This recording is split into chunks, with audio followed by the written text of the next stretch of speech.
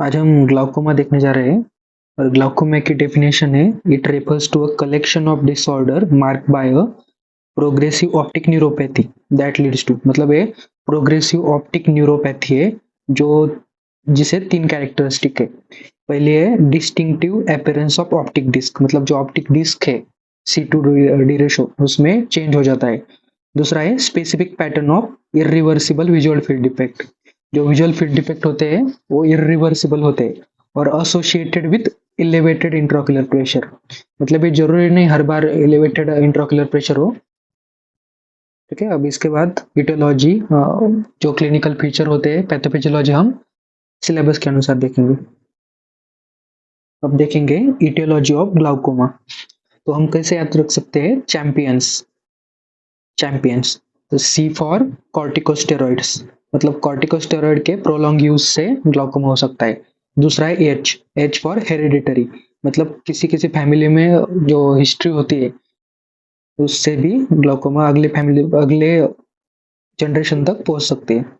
उसके बाद A for ageing, M for myopia अगर हाई मायोपिया हो तो, P for pigment dispersion syndrome, I for inflammation, O for ocular trauma, N for neovascularisation मतलब diabetics mellitus में क्या होता है कि जो कॉम्प्लिकेशन होते हैं ना उसमें न्यूरोवैस्कुलराइजेशन हो जाता है।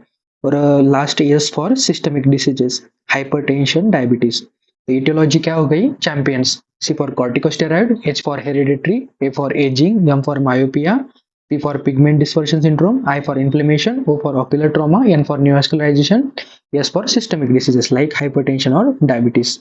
उसके बाद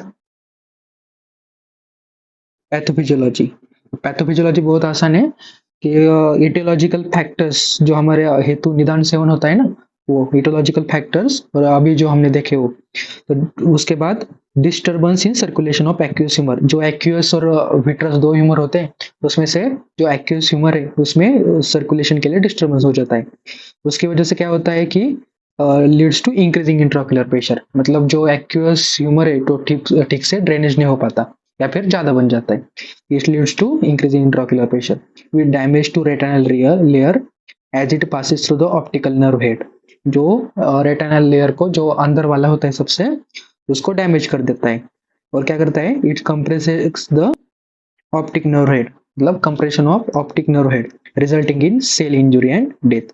तो पैथोफिजियोलॉजी कैसे हो गई एटोलॉजिकल फैक्टर्स हो गए। उसके बाद क्या हो गया कि disturbance in circulation of aqueous humour. उसके बाद क्या हो गया कि it leads to increase in IOP मतलब इंट्राओक्युलर प्रेशर बढ़ गया। उसके बाद it damages the retinal layer. उसके बाद compression of optic nerve head और resulting in cell injury and death. मतलब अब क्लिनिकल फीचर ऑफ ग्लाउकोमा हम कैसे याद रख सकते हैं ब्लरी आईज BLERYEYES।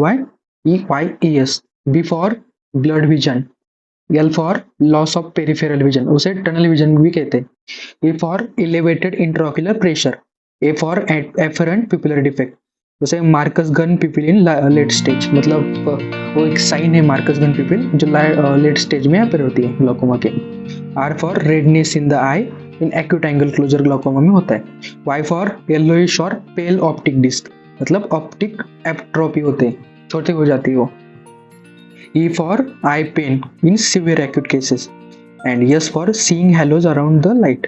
तो क्लिनिकल फीचर कैसे याद रख सकते हैं ब्लेरी eyes, B for blood vision, L for loss of peripheral vision, mistal vision, E for elevated intraocular pressure, A for afferent pupillary defect, R for redness in eyes, Y for yellowish or pale optic disc, E for eye pain, S for seeing halos around light। उसके बाद अब types of glaucoma. Types of glaucoma में हम category कर सकते हैं कि high intraocular pressure और नॉर्मल इंट्राओक्युलर प्रेशर मतलब वो ट्रायंगल हमने अभी देखा था डेफिनेशन में। अगर उनमें से ऑप्टिक डिस्क का डिस्टिंक्टिव अपीयरेंस हो गया और विजुअल फील्ड चेंजेस हो गए लेकिन इंट्राओक्युलर प्रेशर नॉर्मल है तो उसे कहते हैं normal tension glaucoma means NTG। और अगर उन तीनों भी प्रेजेंट है मतलब हाई इंट्राओक्युलर प्रेशर तो further categorized into primary glaucoma and secondary glaucoma. अब प्राइमरी ग्लाउकोमा के पीछे दो टाइप्स है primary open angle glaucoma and primary angle closure glaucoma. And secondary glaucoma के फिर से दो टाइप्स है secondary open angle glaucoma, secondary angle closure glaucoma. उसके बाद डिफरेंशियल डायग्नोसिस कुछ कुछ बार एग्जाम में पूछ लेते 3 या 5 मार्क को, तो कैसे याद रखें? Glossy, glossy, G for glaucomatous optic atrophy, L for Leber's optic neuropathy, O for optic neuritis, S for secondary optic atrophy, S for space occupying lesion, Y for young onset hereditary optic atrophies. मतलब इतना लिखना sufficient है, क्योंकि आपको जो question आएंगे वो आयुर्वेद के अनुसार भी आएगा और मॉडर्न के, तो आपको आयुर्वेदा भी ज्यादा लिखना है। उसके बाद 1 या 1.5 पेज में मॉडर्न पूरा कवर करना है, इसलिए यही पॉइंट याद रखो। उसके बाद कॉम्प्लिकेशन ऑफ ग्लाउकोमा क्या है, तो कैसे याद रखे? Bind, by blindness, ischaemic optic neuropathy, neuroretinal rim thinning and disc cupping progression. उसके बाद आ गए टाइप्स इन डिटेल। अब टाइप्स देखेंगे जो हमने पिछले स्लाइड में देखा था। पहला है प्राइमरी ओपन एंगल ग्लाउकोमा। अब प्राइमरी ओपन एंगल ग्लाउकोमा क्या होता है कि वो क्या, there is no identifiable systemic और ऑक्यूलर कॉज। प्राइमरी मतलब कौन सा भी प्राइमरी आया ना, प्राइमरी हाइपरटेंशन हो या फिर कुछ हो, तो उसमें आइडेंटिफाइबल सिस्टमिक कॉज नहीं होता। तो उसमें कैसे याद रखे पूरा का पूरा primary open angle glaucoma? Silent killer, वो कैसे साइलेंट किलर ही होता है, प्राइमरी मतलब साइलेंट किलर। तो यस फॉर स्लो और progressive, I for increase intraocular pressure, मतलब वो धीरे धीरे प्रोग्रेसिव होता जाता है। तो उसके बाद इंक्रीज इंट्राक्युलर प्रेशर, आईओपी बढ़ जाता है। Loss of peripheral vision first, central vision और पेरिफेरल विजन ऐसा होता है ना, तो उसमें पेरिफेरल विजन पहले लॉस हो जाती है। उसके बाद वो किसको होता है? एल्डरली में होता है, मतलब जो एल्डरली ऑनसेट है, तो common in greater than 40 years. और नो पेन और रेडनेस, हाँ तो हम ऑप्थेल्मो की कोई आए ना, तो रेडनेस, रिवर ट्यूमर, कैलेडोल ऐसे लिख देते हैं, लेकिन इसमें पेन नहीं होता और रेडनेस। मतलब ट्राइबिकुलर मेशवर्क डिस्फंक्शन, जो ट्राइबिकुलर मेशवर्क डिस्फंक्शन हो जाता है, जिसकी वजह से अच्छे से एक्यूसिमर का ड्रेनेज नहीं हो पाता। क्रिकेनबर्ग स्पिंडल, वो पिगमेंट डिस्पर्शन भी कहते हैं, वो एक साइन है। उसके बाद है intraocular pressure greater than 20 mm पर एच, और large cup to disc ratio greater than 0.6। उसके बाद लेट डायग्नोसिस क्या है? इट इज असिम्टोमेटिक इनिशियली, मतलब वो लेट डायग्नोस होता है, शुरुआत में वो असिम्टोमेटिक होता है। उसके बाद excavation of optic nerve head, और लास्ट है R for retinal nerve fibre loss. उसके हो गए साइलेंट किलर, हम POAG ऐसे याद रख सकते हैं।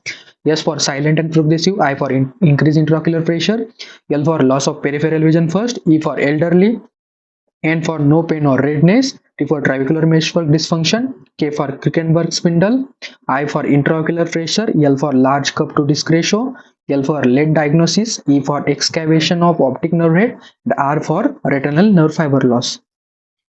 उसके बाद इसके की फीचर कि most common primary open angle glaucoma क्या है कि it is the most common type of glaucoma. Okay, उसके बाद painless gradual loss of vision, it is associated with aging, diabetes and myopia. Optic disc changes, increase cupping greater than 0.6, peripheral field loss, central vision loss in late stage. उसके बाद management कैसे याद रखें? BAPCA drugs, BAPCA, BAPCA. B for beta blocker, उसका example है timolol. Alpha agonist, उसका example है brimonidine. उसके बाद prostaglandin analogues, latanoprost first line treatment है। कार्बोनिक एनहाइड्रेज इनहिबिटर एसिटोजोलामाइड, और A for adrenergic agonist apraclonidine. Surgical option क्या है? Trabeculectomy, laser, trabeculoplasty. उसके बाद primary angle closure glaucoma, PACG, इसको याद रख सकते हैं क्लोज्ड।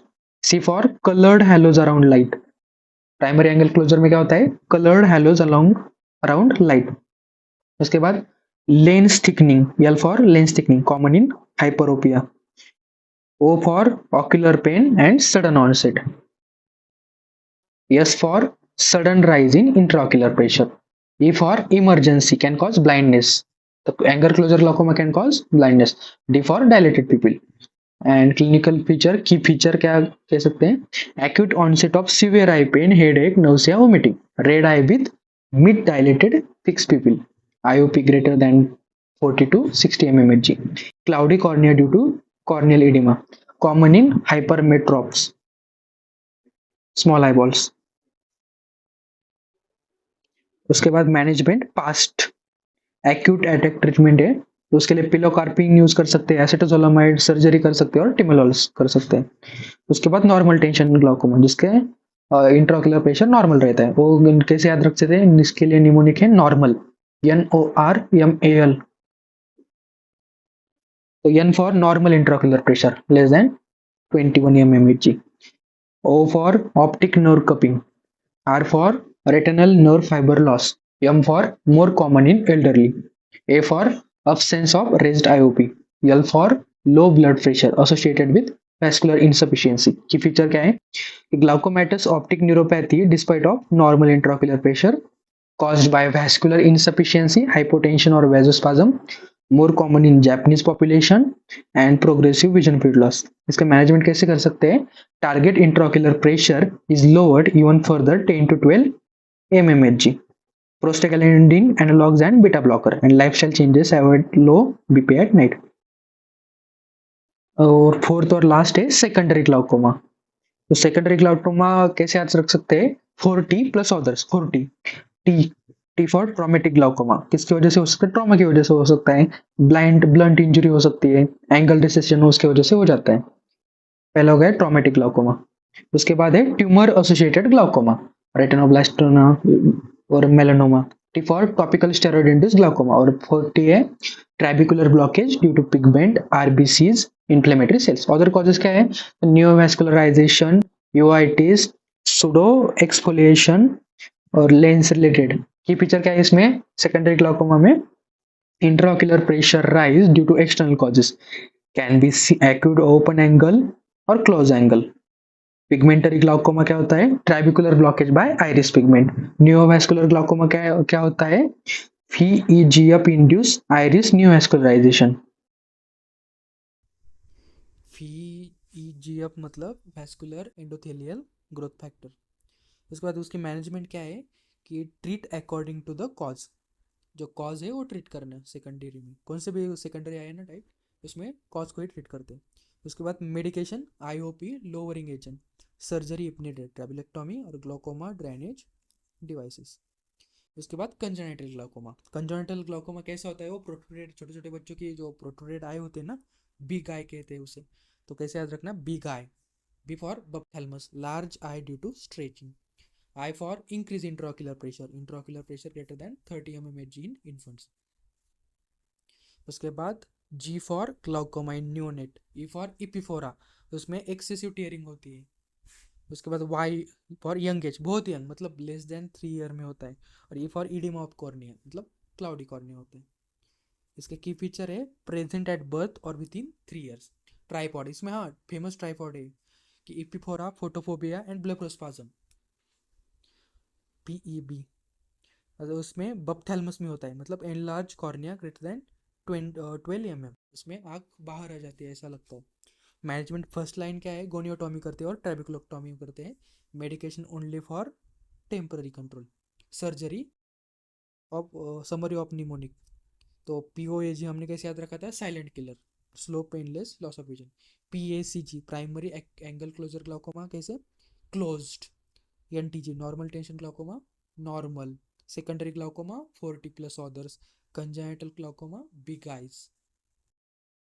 इसमें सिर्फ रटना है, मतलब निमोनिक रटने हैं और 1-1.5 पेज लेना है अगर ये लिखे में आता है तो। और ऐसे का भी हो जाएगा इसमें। Thank you.